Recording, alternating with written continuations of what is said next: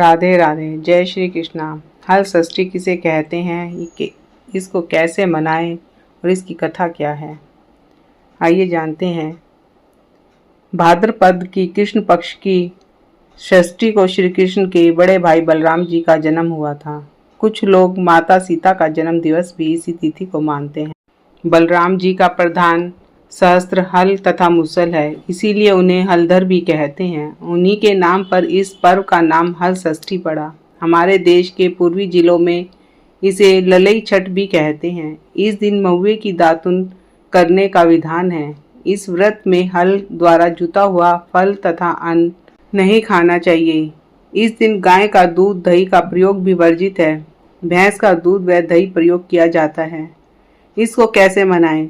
इस दिन प्रातःकाल स्नान आदि से निवृत्त हो पृथ्वी को लीपकर एक छोटा सा तालाब बनाया जाता है, जिसमें झरबेरी, पलाश, गुलर की एक एक शाखा बांधकर बनाई गई हर छठ को गाड़ देते हैं। इसकी पूजा की जाती है। पूजन में सतनजा, गेहूं, चना, धान, मक्का, ज्वार, बाजरा, जौ आदि का भुना हुआ लावा चढ़ाया जाता है। हल्दी में रंगा हुआ वस्त्र तथा सुहाग सामग्री भी चढ़ाई जाती है। पूजन के बाद निम्न मंत्र से प्रार्थना की जाती है। हे देवी, आपने गंगा, केदार, कुशावर्त, बिल्व, नील पर्वत और कनखल तीर्थ में स्नान करके भगवान शंकर को पति के रूप में प्राप्त किया है। सुख और सौभाग्य देने वाली ललिता देवी, आपको बारंबार नमस्कार है। आप मुझे अचल सुहाग दीजिए।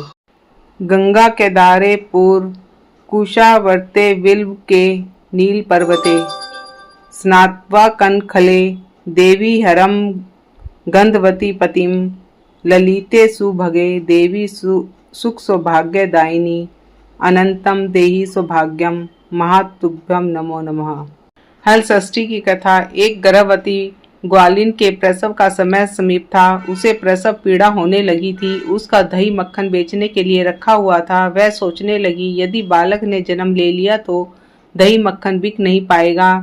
यह सोचकर वह उठी और सिर पर दही मक्खन की मटकी रखकर बेचने चल दी। चलते चलते उसकी प्रसव पीड़ा बढ़ गई। वह झरबेरी की झाड़ी की ओट में बैठ गई। उसने एक पुत्र को जन्म दिया। अल्हड़ ग्वालिन ने बालक को कपड़े में लपेटकर वहीं लिटा दिया और स्वयं मटकियां उठाकर आगे बढ़ गई। उस दिन हर छठ थी। यद्यपि उसका दूध व मक्खन गाय भैंस का मिला जुला था, पर उसने बेचते समय किसी को नहीं बताया कि यह गाय का दूध है। यही बताया कि यह केवल भैंस का है। इसलिए उसका दूध दही बिक गया। जहाँ ग्वालिन ने बच्चे को छिपाया था, वहाँ एक किसान हल चला रहा था। उसके बैल बिदक कर खेत की मेड़ पर जा चढ़े है। हल की नोक बच्चे के पेट पर टकरा जाने से बच्चे का पेट फट गया।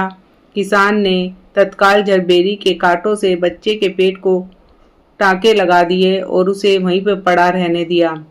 ग्वालिन ने लौटकर बच्चे को मृत पाया। ग्वालिन ने सोचा, यह मेरे पाप का फल है। मैंने आज हर छठ के दिन व्रत करने वाली अनेक स्त्रियों को गाय का दूध दही बेचकर उनका व्रत भंग किया है। उसी का मुझे दंड मिला है कि मेरा बच्चा मर गया। उसने सोचा कि मुझे लौटकर अपना पाप स्वीकार कर लेना चाहिए। उसने प्रायश्चित करा। वह लौटकर वहां आई जहां उसने दूध दही बेचा था। उसने गली मोहल्ले में घूम घूम कर अपने दूध दही का सारा रहस्य जोर जोर से आवाज लगाकर प्रकट कर दिया। यह सुनकर स्त्रियों ने अपनी धर्म रक्षा के विचार से उसे आशीष दी।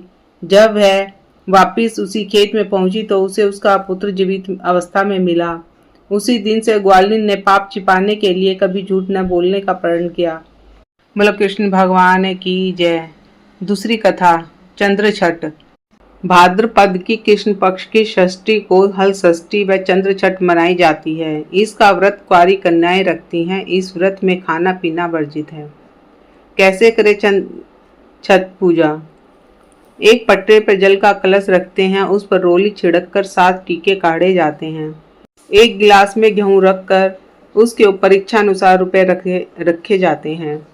हाथ में गेहूं के साथ दाने लेकर कहानी सुनते हैं। इसके पश्चात चंद्रमा को अर्घ देते हैं। गेहूं तथा रुपए ब्राह्मण को देते हैं। चंद्रमा को अर्घ देने के पश्चात लड़कियां व्रत का पारण करती हैं। चंद्र छठ की कथा। किसी नगर में एक सेठ और सेठानी रहते थे। सेठानी मासिक धर्म के समय भी बर्तनों का स्पर्श करती फिरती थी। कुछ समय पश्चात सेठ और सेठानी की मृत्यु हो गई।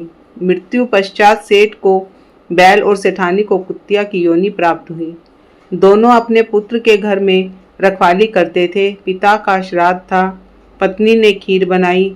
वह किसी काम से बाहर गई तो एक चील खीर के बर्तन में सांप डाल गई। बहू को इस बात का पता नहीं चला, पर कुतिया यह सब देख रही थी। उसे पता था कि खीर में चील सांप गिरा गई है। कुतिया ने सोचा कि इस खीर को खाने से ब्राह्मण मर जाएंगे, अतः कुतिया ने खीर के भगोने में मुंह डाल दिया। गुस्से में भरकर बहू ने कुतिया को जलती लकड़ी से मारा, जिससे उसकी रीढ़ की हड्डी टूट गई। बहू ने वह खीर फेंक दी और दूसरी खीर बनाई।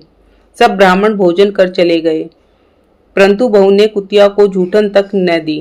रात होने पर कुतिया और बैल बातें करने लगे। कुतिया बोली, आज तो तुम्हारा श्राद्ध था, तुम्हें तो खूब खाने को मिला होगा, मुझे तो आज कुछ भी खाने को नहीं मिला, उल्टे मेरी पिटाई और हो गई।